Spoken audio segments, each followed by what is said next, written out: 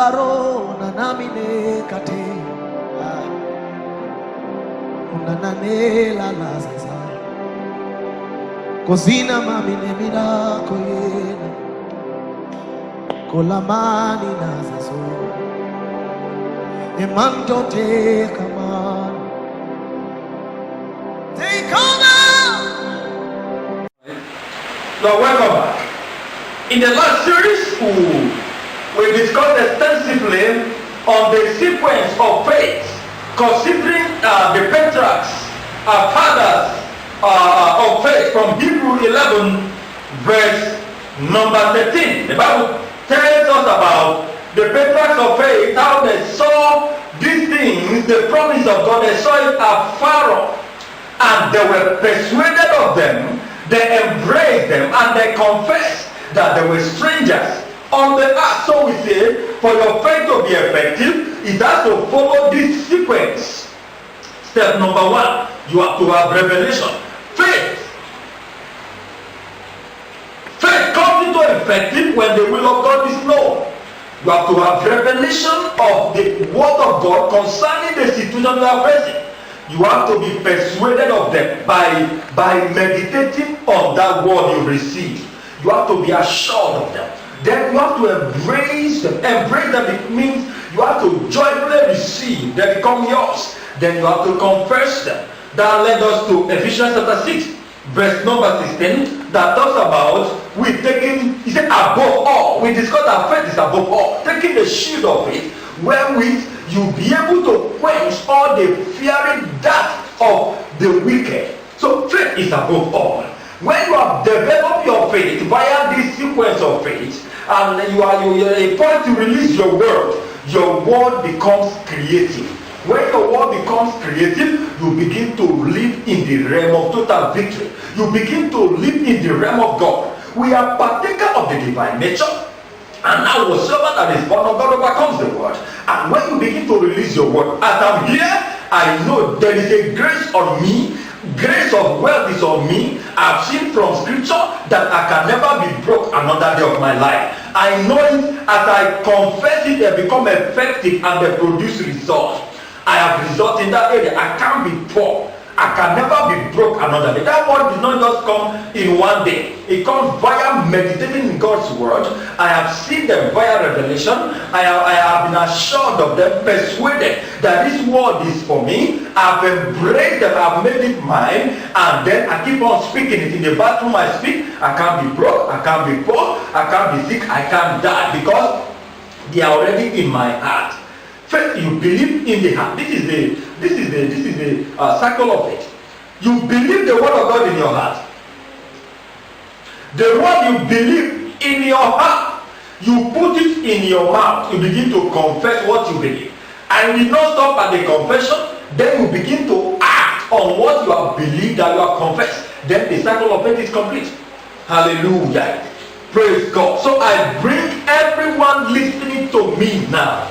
Every fiery dart of the enemy in your marriage, in your career, in your workplace, by the authority of God's word, I command them quench in the name of Jesus. I decree upon you, you begin to walk in the realm of total victory, and that will be your portion in Jesus' mighty name. List of things that we can have victory over. I still want us to look briefly the book of 1 Peter chapter 5 verse number 8. 1 Peter 5 verse 8. You see what you are supposed to have victory over. Verse 8. Be sober, be vigilant, because your adversary the devil, as a roaring lion, walking about seeking whom he may devour. You have an enemy. You can't talk of realm of victory. There's no battle, there's no enemy. And verse 9 says, who resist steadfast in the faith. See, if there is anything I have discovered about our opponent, about our enemy, it is persistence. It's a consistent, persistent, not giving up opponent. So the Bible says, whom ye resist steadfast in the faith. Faith is the victory.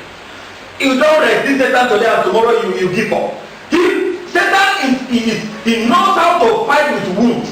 He says, the seed of the woman in Genesis 3:15 shall bruise the head of the serpent, and the serpent shall bruise the heel of the seed of the woman. So Satan fights with wounds. Even if his head is bruised, he will still be fighting. He doesn't give up. If you knock him down now, he will stand up again and begin to fight. That is what the Bible says in 1 Peter 5, verse number 9. Whom resist steadfast in the faith. We need to resist him steadfast in the faith.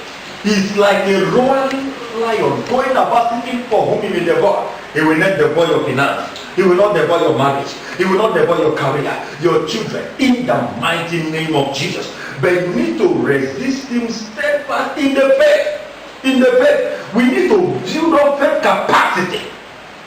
We need to build up faith capacity. I've seen so many things on the social media.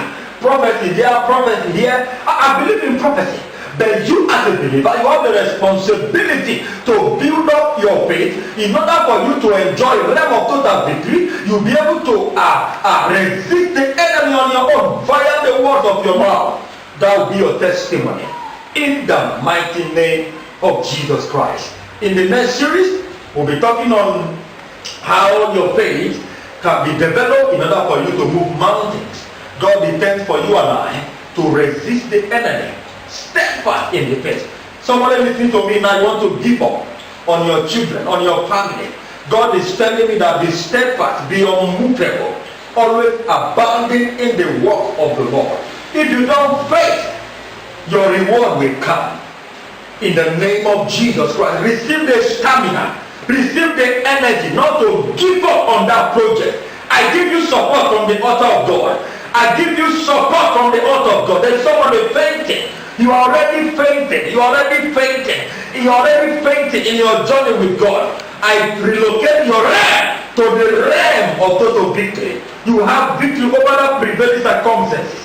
In the mighty name of Jesus, this season, enjoy realm of total victory over sickness, over disease, over poverty, over death, over disappointment. Enjoy realm of total victory. In the name of Jesus, that will be your testimony.